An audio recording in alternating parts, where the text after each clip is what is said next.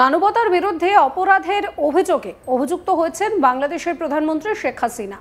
তার বিরুদ্ধে যে অভিযোগ আসছে তা হলো পদে থেকে ক্ষমতার অপব্যবহার করা। কোটা বিরোধী ছাত্র আন্দোলন দমনে পুলিশ এবং সরকারের সমস্ত স্তরে আধিকারিকদের নির্দেশ দিয়েছিলেন। বিভিন্ন এজেন্সিকে তার দেওয়া নির্দেশের কথোপকথনের প্রমাণ হিসেবে সেটা পেশ করা হয়েছে। সরকারি আইনজীবী বলেন যে এই সব প্রমাণ থেকে স্পষ্ট শেখ হাসিনা গত অগস্টে মানবতা বিরোধী অপরাধ সংগঠনের মূল কাণ্ডারি। প্রসঙ্গত, রবিবার স্থানীয় সময় দুপুর 12টা থেকে আন্তর্জাতিক অপরাধ ট্রাইব্যুনালে শুরু হয় শেখ হাসিনার বিচার। জুলাই বিপ্লবের সময় হাসিনা সহ আরও দুজনের বিরুদ্ধে মোট 5টি অভিযোগ আনা হয়েছে। আর এই বিষয়টাকে কেন্দ্র করেই কিন্তু রীতিমতন চাঞ্চল্য ছড়িয়েছে। তবে কেউ অনুপস্থিত থাকলে সেই মতো ব্যবস্থাও নেওয়া হবে। যেটা জানা যাচ্ছে যে এই বিচার অতীতে কোনো প্রতিশোধ নয়, ভবিষ্যতের প্রতিজ্ঞা। চিফ প্রসিকিউটর তাজুল ইসলাম কি বলছেন শোনাবো।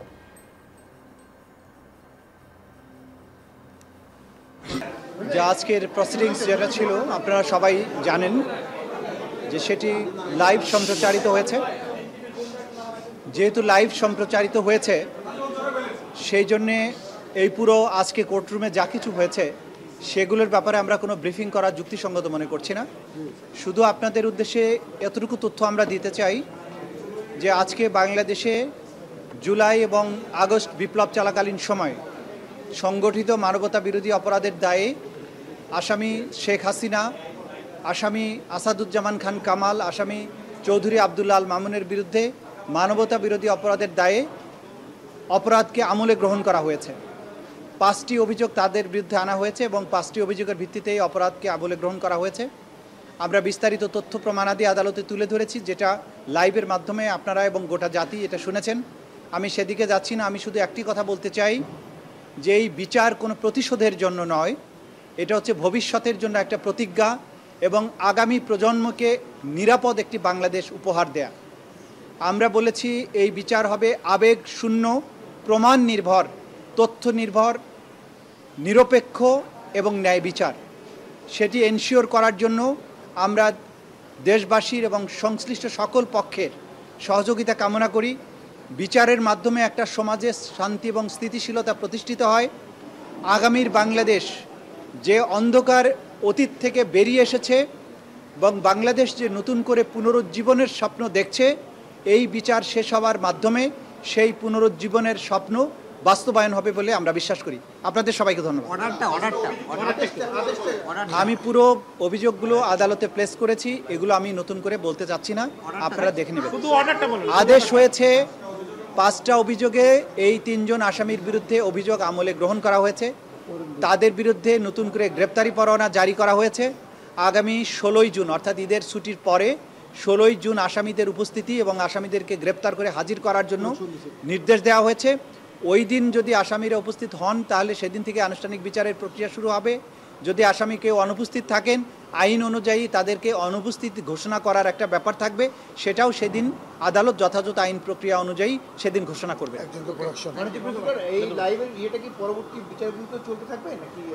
আপনারা সবাই জানেন যে আমাদের আইনে লাইভ সম্প্রচার বা সম্প্রচারের ব্যাপারে এটা এখতিয়ার দেওয়া হয়েছে ট্রাইব্যুনালকে। ট্রাইব্যুনালের অনুমতি সাপেক্ষে যখন ট্রাইব্যুনাল মনে করবেন যে এই অংশটুকু সম্প্রচার করতে সাক্ষীর কোনো নিরাপত্তার ঘাটতি হবে না অথবা অন্য কোনোভাবে বিচারিক প্রক্রিয়ার প্রভাব পড়বে না, তখনই তারা অনুমতি দিবেন। লাইভ সম্প্রচার ভবিষ্যতেও হতে পারে, তবে সেটা নির্ভর করবে আদালতের অনুমতির উপরে। যখনই আদালত অনুমতি দিবেন তখনই আমরা চেষ্টা করব এটা লাইভ করার জন্য। Thank you. 5টা অভিযোগের ব্যাপারে আমি বারবার বলেছি, সেটা আদালতে বলা হয়ে গেছে, নতুন করে আর বলছি না। কিন্তু এখানেই প্রশ্ন উঠছে, বর্তমানে ভারতে আশ্রয় নিয়েছেন শেখ হাসিনা, বোনকে নিয়ে তিনি ভারতে রয়েছেন। ভারতের ওপর হাসিনাকে বাংলাদেশ ফিরিয়ে দেওয়ার জন্য চাপ সৃষ্টি করছে, কিন্তু ভারত সরকার তাতে খুব একটা কান দিচ্ছে না। এই পরিস্থিতিতে শেখ হাসিনাকে ভারতে প্রত্যর্পণ না করলে বাংলাদেশের কোর্টের ক্ষমতা নেই তাকে চরম শাস্তি দেওয়ার। এ বিষয়ে আমরা কথা বলেছিলাম বাংলাদেশের বিশিষ্ট সাংবাদিক শাহিদুল হাসান খোকনের সঙ্গে। কি বলছেন তিনি শুনুন। এখন বাংলাদেশের যে অন্তর্বর্তীকালীন সরকার চলছে, এটি একটি অবৈধ সরকার। এই সরকারের গঠন প্রক্রিয়া নিয়ে একটি চুরি হয়েছে, পুকুর চুরি করা হয়েছে বলবো। যে তাদের সাংবিধানিকভাবে এই সরকার আসলে স্বীকৃত না। আবার আদালতের রায়ের উপরে পরামর্শ নিয়ে বলা হয়েছিল যে এই সরকারের গঠন করা হচ্ছে, কিন্তু আমরা এখন জানতে পারছি যে আদালত এই ব্যাপারে কোনো পরামর্শ দেয়নি, কারণ তৎকালীন প্রধান বিচারপতি এবং যিনি চেম্বার জাজ ছিলেন, মানে দ্বিতীয় বিচারপতি সর্বোচ্চ আদালতের, দুজনেই ক্যান্টনমেন্টে ছিলেন। সেই পরিস্থিতিতে দাঁড়িয়ে তাদের স্বাক্ষর জাল করে, নকল করে মূলত এই সরকারটি গঠন করা হয়েছিল। ইভেন শেখ হাসিনা, যিনি প্রধানমন্ত্রী হিসেবে পদত্যাগপত্র জমা দেননি, তো একজন প্রধানমন্ত্রী থাকতে আরেকটা দেশে, সেই দেশে আরেকজন রাষ্ট্র সরকার প্রধান কিভাবে হয় সেই রাষ্ট্রে? সুতরাং এই সরকারের বৈধতাই নেই। এই সরকার আবার এই অবৈধ সরকার একটি অবৈধ আদালত স্থাপন করেছে কথিত জুলাই আগস্ট বিপ্লবে বিচার করার নাম করে। তো সেই আদালতটি একটি পুরনো আদালত। এই আদালতটি মূলত আওয়ামী লীগ সরকারের আমলে ৭১-এর যুদ্ধাপরাধীদের বিচার করার জন্য গঠন করা হয়েছিল, যেটাকে আমরা আন্তর্জাতিক ট্রাইব্যুনাল বলি, আন্তর্জাতিক অপরাধ ট্রাইব্যুনাল। সেই ট্রাইব্যুনালে মূলত এদের বিচার হচ্ছিল রাজাকারদের। শেখ হাসিনা দেশ ছেড়ে যাবার পর এখন তারা বিচার করছে সেই আদালতে শেখ হাসিনাকে এবং তার মন্ত্রী পরিষদের সদস্য এবং তার দলের নেতাকর্মীদের। সাংবাদিকরাও সেই আদালতের আসামি আছেন। অভিযোগ জুলাই আগস্ট গণহত্যা। জুলাই আগস্ট গণহত্যা হয়েছে এটা কিন্তু এখন পর্যন্ত এই সরকার প্রমাণ করতে পারেনি। এবং মজার ব্যাপার হচ্ছে যে এই যে যুদ্ধ অপরাধী ট্রাইব্যুনাল, এই ট্রাইব্যুনালের যিনি চিফ প্রসিকিউটর, তিনি যুদ্ধ অপরাধীদের পক্ষের আইনজীবী ছিলেন। হঠাৎ করে এই ক্ষমতার পরিবর্তনের পরে তিনি হয়ে গেছেন সরকারের আইনজীবী, অর্থাৎ এই প্রসিকিউশনের আইনজীবী হয়ে গেছেন, প্রসিকিউশনের মানে আদালতের আইনজীবী, সরকারি আইনজীবী। উনি লড়ছেন শেখ হাসিনার বিরুদ্ধে, শেখ হাসিনাকে ফাঁসির জন্য। এবং এই ভদ্রলোক জামাতের আইনজীবী, জামাতের নেতা, তার অ্যাসোসিয়েটরা জামাতের আইনজীবী, জামাতের নেতা। এবং এই আদালত যাদেরকে দিয়ে গঠন করা হয়েছে তারাও মূলত জামাতের লোকজন। সুতরাং এই আদালত গঠন করা হয়েছে মুক্তিযুদ্ধে যেসব যুদ্ধাপরাধীর বিচার এই আদালত করেছে, সেই বিচারের প্রতিশোধ নিলেই মূলত পাল্টাই আদালত গঠন করেছে ইউনূস সরকার।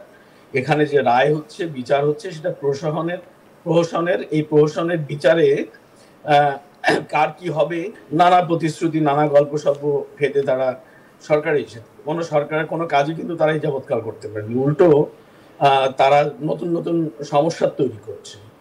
এই যে ট্রাইব্যুনালের বিচারের কথা আপনি বললেন, এই বিচারটাকে তারা হাইলাইট করছে, অথচ দ্রব্যমূল্যের ঊর্ধ্বগতিতে তাদের কোনো চিন্তা নেই। কয়েক লক্ষ মানুষ বেকার হয়ে গেছে এই 10 মাসে, সেটা নিয়ে তাদের কোনো বিচার নেই। শেয়ার মার্কেট ধস নেমে গেছে, এটা নিয়ে তাদের কোনো মাথা ব্যথা নেই। সুতরাং এই সরকার মূলত একটি প্রতিহিংসা পরায়ণ সরকার, এটি পক্ষপাতমূলক সরকার। তারা এই যে শেখ হাসিনা এবং তার যে দলের নেতাকর্মীদের, তাদের বিচারের নামে মূলত তাদের প্রতি একটি স্টিম রোলার চালাচ্ছে বাংলাদেশে, যেটি আমার কাছে মনে হয় যে জনতা সেটি বুঝে গেছে। জনতার এখন সেই শুভবুদ্ধি উদয় হয়েছে যে সমস্ত খবরের আপডেটের জন্য আপনাদের নজর থাকুক আজ তাক বাংলায়। চ্যানেলটিকে সাবস্ক্রাইব করবেন, নোটিফিকেশন পেতে বেল আইকনে ক্লিক করবেন, ফলো করতে ভুলবেন না আজ তাক বাংলার হোয়াটসঅ্যাপ চ্যানেলও।